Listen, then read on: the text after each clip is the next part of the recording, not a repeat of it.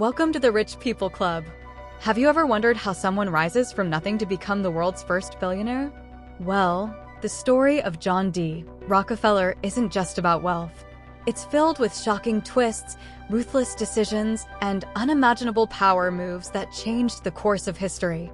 What you're about to discover isn't the polished version you've read in textbooks. This is the untold story, the dark side of success that most people have never heard. You're going to learn how Rockefeller built an empire that was as feared as it was admired. From secret deals that crushed his rivals to the scandalous personal life that would shock anyone today, this story has it all. Get ready for a ride through the life of a man who didn't just make money. He rewrote the rules of power. Stick around, because what we're about to reveal might just change the way you think about becoming rich. Rockefeller's humble beginnings. Born into poverty in 1839, John D. Rockefeller had a childhood that taught him the value of hard work and discipline. His father, Devil Bill, was often absent, leaving John to help support his mother and siblings. Even at a young age, John showed an entrepreneurial spirit, selling small goods and working odd jobs to contribute to the household. Poverty wasn't an obstacle for Rockefeller. It was his motivation. John's determination to rise above his circumstances pushed him to find creative ways to make money. One of his first ventures was raising turkeys, which he sold at a profit. Even as a child, Rockefeller understood the power of reinvesting his earnings to grow his wealth. It was a lesson he would carry with him for the rest of his life. Never let a small opportunity slip away. Growing up in a small town in New York, Rockefeller's family lived in a modest, old house. Despite the challenges, he worked hard to help keep the family afloat. His mother instilled in him a strong work ethic and religious values, teaching him to be frugal and disciplined. These traits would later define his approach to business and wealth building. As he grew older, Rockefeller began to dream of a bigger life. He wasn't content with just getting by. He wanted to achieve real success. The world was changing, and Rockefeller was determined to be part of that change. His journey was just beginning, and the drive to escape poverty was the fuel behind it. Early business ventures. At 16, Rockefeller dropped out of school to support his family, taking on his first serious job as a bookkeeper. The city of Cleveland was bustling with opportunities, but Rockefeller faced constant rejection due to his age. Still, he never gave up, and after weeks of persistence, he landed a job that would change his life. Working at a small firm, Rockefeller began learning the inner workings of business. His first paycheck wasn't much, but it represented something far greater: independence from his father and a step toward building his own fortune. Rockefeller learned to manage money meticulously, understanding that small savings today could lead to greater wealth tomorrow. He became obsessed with learning everything about finance and business. Rockefeller wasn't just satisfied with earning a living. He wanted to build something bigger. After saving up some money, he partnered with a friend to start a small produce business. They bought and sold grain, fish, and meat, struggling at first, but gaining pride in owning their own company. Rockefeller's eye for efficiency and growth started to shine as their business slowly expanded. But Rockefeller knew that produce wasn't where the real wealth was. He had bigger ambitions. With the outbreak of the American Civil War, business boomed, and Rockefeller began to see the potential of new industries emerging. The world was about to change, and Rockefeller was ready to seize the opportunity. Entry into the oil industry. In 1859, the discovery of crude oil in Pennsylvania ignited an oil boom, and Rockefeller recognized a new opportunity. He and his partner, Maurice Clark, invested in an oil refinery in Cleveland. What started as a side venture quickly became Rockefeller's primary focus. Oil was the future, and Rockefeller knew it. His partner handled the day-to-day refinery operations, while Rockefeller handled the business side, securing deals and managing finances.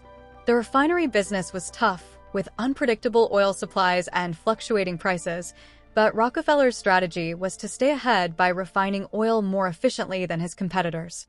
His ability to cut costs and increase productivity gave him an edge in the emerging industry. It wasn't long before Rockefeller saw that this wasn't just a business. It was the key to building an empire. Oil was in high demand, especially kerosene, which was used to light homes before the invention of electricity.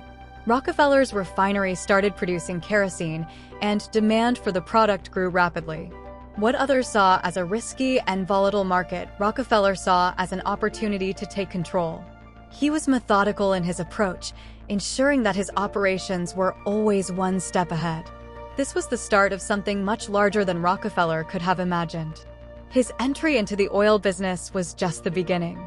Soon, he would revolutionize the entire industry and create one of the most powerful monopolies in history.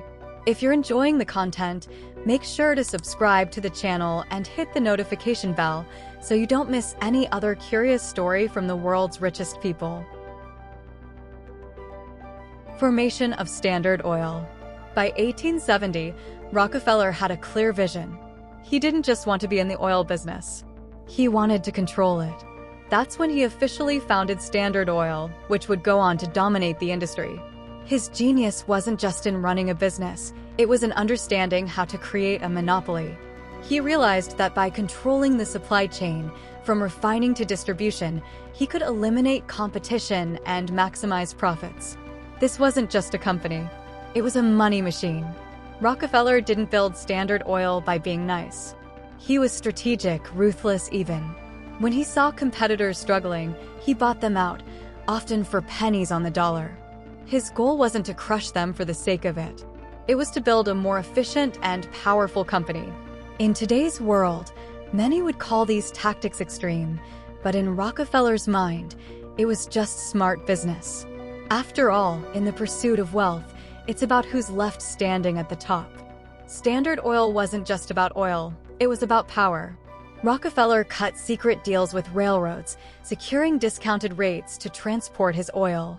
This gave him a massive edge over his competitors, who were forced to pay full price. It's a lesson in leveraging relationships and opportunities. Knowing the right people can be as valuable as money in your bank account. For Rockefeller, those railroad deals were the key to making Standard Oil a giant. Within a few years, Standard Oil controlled nearly all of the oil refining in the United States. It wasn't just a company, it was an empire. And Rockefeller wasn't done. He was just getting started. His next step? To push even further and secure an iron grip on the entire industry. That's where his ruthless tactics would come into full view, shaping the future of American business. Ruthless business tactics. Rockefeller wasn't just building wealth. He was redefining how business was done. His approach was clear: eliminate competition by any means necessary. One of his most famous tactics was slashing prices so low that his competitors couldn't keep up. While others struggled to break even, Rockefeller could afford to lose money temporarily, knowing he'd make it back tenfold once his rivals were out of the picture. It's a brutal, yet effective way to dominate an industry. In today's world, many see business as a competition of ideas, but for Rockefeller, it was a battlefield. He treated every business decision as a strategic move in a larger war. His secret deals with railroads, for example, didn't just help him, they crippled his competitors. These weren't random actions. They were carefully calculated plays designed to give Standard Oil the upper hand. If you want to build lasting wealth, sometimes you have to play the game harder than everyone else. Rockefeller didn't just rely on pricing tactics. He also made backroom deals that guaranteed his company's survival. One of the most infamous strategies was the use of railroad rebates, where he secured massive discounts on shipping, allowing him to transport oil far cheaper than any of his rivals. This is where the rich get richer, when they know how to turn every possible advantage in their favor. It's not just about working hard, it's about working smart. But Rockefeller wasn't content with just cutting deals. He sought to monopolize every aspect of the oil market, forcing smaller companies into submission. As his power grew, so did his influence, and it wasn't long before Rockefeller would orchestrate one of the most notorious events in business history, the Cleveland Massacre, a ruthless move that would secure his place as the most powerful figure in oil. The Cleveland Massacre. The Cleveland Massacre was one of Rockefeller's boldest moves. In 1872, Through a combination of fear and financial pressure, Rockefeller convinced 22 out of 26 Cleveland refineries to sell to him. He used rumors of a secret cartel and the economic instability of the time to his advantage. Many owners felt they had no choice but to sell at a fraction of their business's worth. It wasn't pretty, but Rockefeller saw it as a necessary step to secure Standard Oil's dominance. Rockefeller's strategy wasn't about brute force, it was about calculated intimidation. He showed his competitors how much stronger and more efficient Standard Oil was, convincing them that fighting him would lead to financial ruin. The idea was simple. If they didn't sell, they'd eventually go bankrupt. This tactic allowed him to rapidly consolidate control, making Standard Oil the largest refining operation in Cleveland almost overnight. For many, this kind of maneuver might seem unethical, but in Rockefeller's eyes, it was business. He believed that by consolidating the industry, he was bringing stability to a chaotic market. And in his mind, the Cleveland Massacre was simply a strategic step toward that goal. By absorbing his competitors, Rockefeller not only secured control of the region's oil refining, but also set the stage for Standard Oil to become the dominant force in the national market. It was a bold move, but it worked. And it sent a clear message to anyone who dared compete with him: you're either with Standard Oil or you're out of business. This event wasn't just about Cleveland, it was the beginning of Rockefeller's national strategy. He wasn't satisfied with local control. His eyes were set on monopolizing the entire oil industry across the country. And the next battleground would be even bigger, with even more at stake: the railroads, the lifeblood of the oil business. The Railroad Wars. The railroads were essential to Rockefeller's growing empire, and he knew controlling transportation was key to his success. But the railroads were run by powerful businessmen who weren't easy to negotiate with. Rockefeller, however, wasn't intimidated. He cut secret deals with railroad companies, securing massive discounts on oil shipments that his competitors couldn't access. It was a clever move, turning what could have been a weakness into one of his greatest strengths. This wasn't just about getting better rates. Rockefeller's deals with the railroads effectively shut out his competitors. He made agreements that forced the railroads to favor Standard Oil, giving his company the advantage in shipping costs and logistics. The other oil refiners couldn't compete because they were paying full price while Rockefeller was shipping oil at a fraction of the cost. It was a perfect example of how wealth and power feed each other, amplifying each advantage. But the railroad companies weren't always on Rockefeller's side. One of his biggest rivals, Tom Scott of the Pennsylvania Railroad, tried to fight back by building his own refineries. This led to a full-blown conflict between Rockefeller and the railroad industry, known as the Railroad Wars. It was a brutal battle of business tactics, where Rockefeller used every tool at his disposal to gain the upper hand, from pricing wars to legal maneuvers. By the end of the Railroad Wars, Rockefeller had not only beaten his competition, he had essentially taken control of the railroads themselves. This victory allowed him to consolidate even more power, making Standard Oil the undisputed leader in the oil industry. But Rockefeller wasn't done yet. His next move would be even more transformative, integrating every part of the oil supply chain under Standard Oil's control. Vertical integration of Standard Oil. Rockefeller's genius wasn't just in making deals. It was in controlling every aspect of the oil business. He didn't want to just refine oil, he wanted to control the entire process, from drilling to transportation to distribution. This approach, known as vertical integration, allowed Standard Oil to cut costs and increase efficiency at every level. By owning the oil wells, the pipelines, the refineries, and the distribution networks, Rockefeller ensured that every part of the process worked in his favor. This strategy gave Rockefeller an enormous advantage. He no longer had to rely on third parties for critical parts of his business, which meant he could operate more efficiently than anyone else. Competitors who couldn't afford to buy into multiple stages of the oil industry simply couldn't keep up. Rockefeller's ability to control every aspect of the supply chain made Standard Oil almost invincible. One of his most important moves was investing in oil pipelines. By building his own pipelines, Rockefeller reduced his dependence on the railroads, cutting out the middlemen and further consolidating his control over the oil market. It was a bold and forward-thinking move that showed just how far ahead of the game he was. Where others saw challenges, Rockefeller saw opportunities to streamline and dominate. This level of control made Standard Oil the most powerful company in the world. But with great power came great scrutiny, and Rockefeller's success didn't go unnoticed. His growing monopoly caught the attention of the US government, and soon he would face the biggest challenge of his career, the dissolution of his empire. Diversification and rivalry with Carnegie. Rockefeller's empire wasn't limited to oil. As he gained more wealth, he began diversifying his investments, moving into industries like steel and railroads. His rivalry with Andrew Carnegie, the king of steel, became legendary. Both men were titans of industry, each trying to outdo the other in wealth and power. For Rockefeller, diversification wasn't just about making more money. It was about securing his place at the top of American business. The rivalry with Carnegie was fierce. Rockefeller invested in iron mines, aiming to supply the raw materials needed for Carnegie's steel empire. By controlling the iron supply, Rockefeller could exert influence over Carnegie's business, forcing him into uncomfortable deals. It was a battle of giants, and neither man was willing to back down. Each move Rockefeller made was calculated to strengthen his position and weaken his rival. While Rockefeller focused on oil, he understood the importance of diversifying his wealth.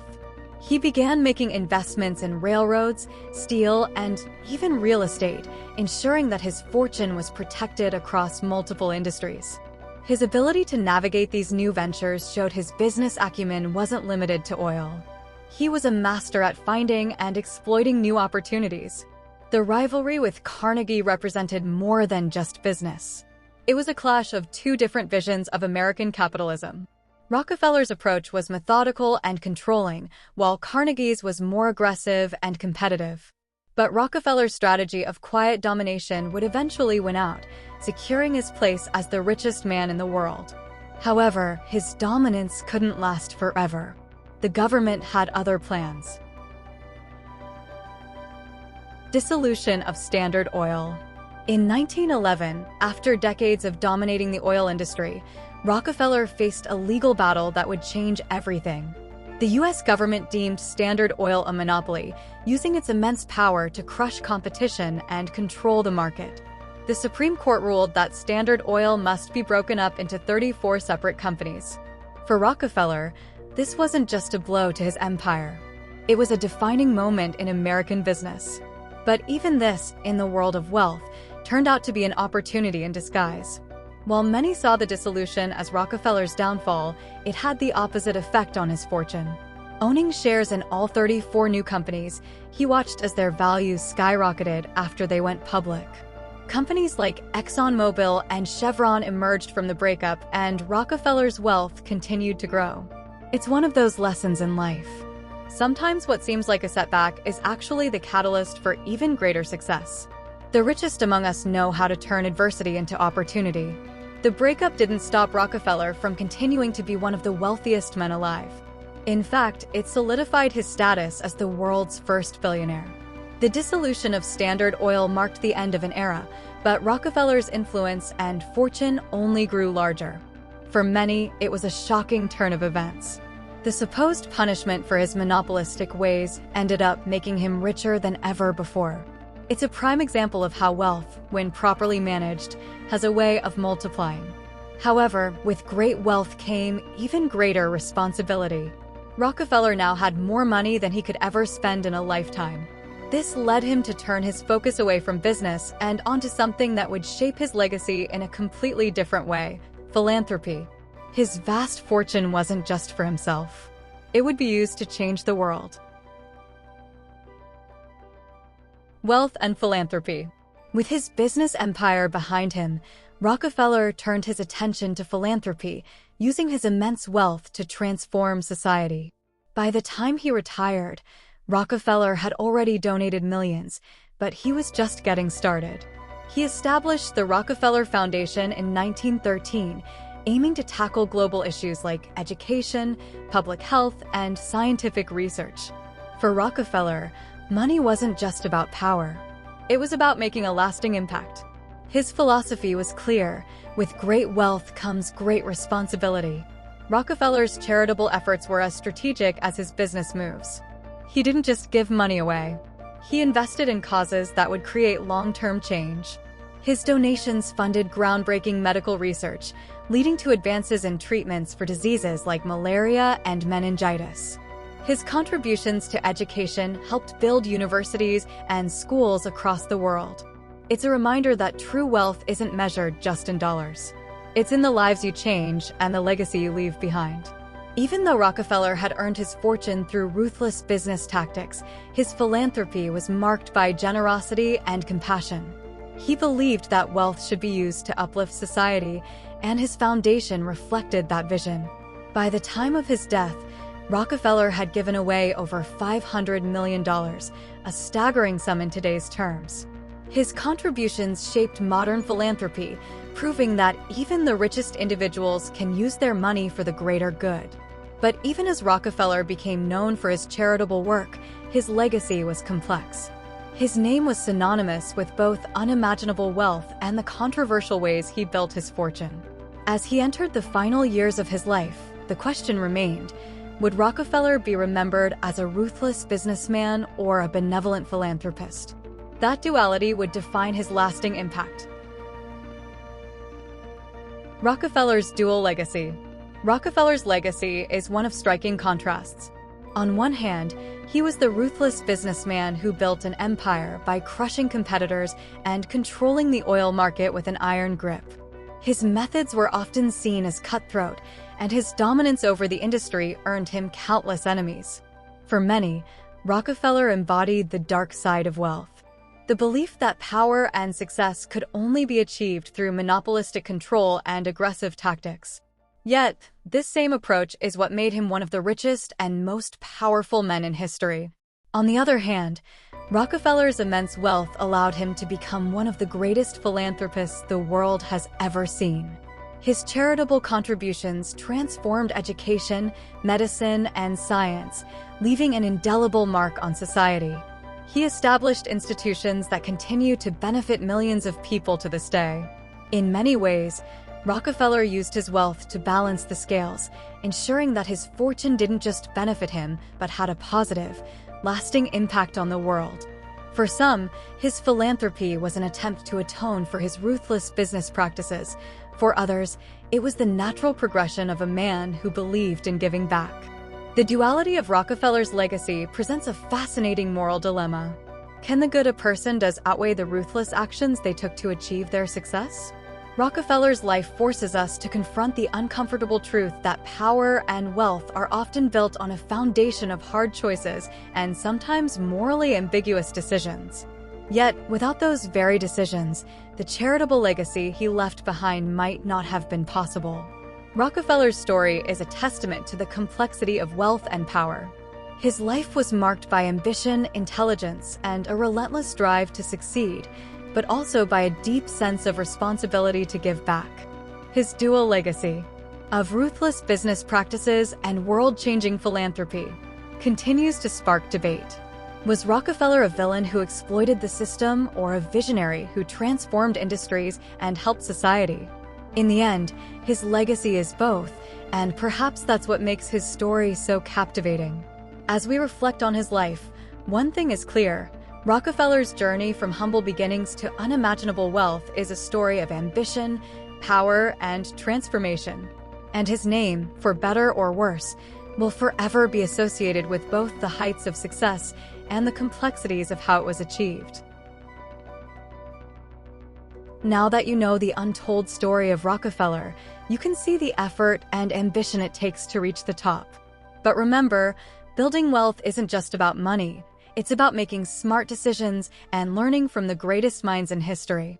If you're serious about success, you'll want to keep coming back for more insights like these.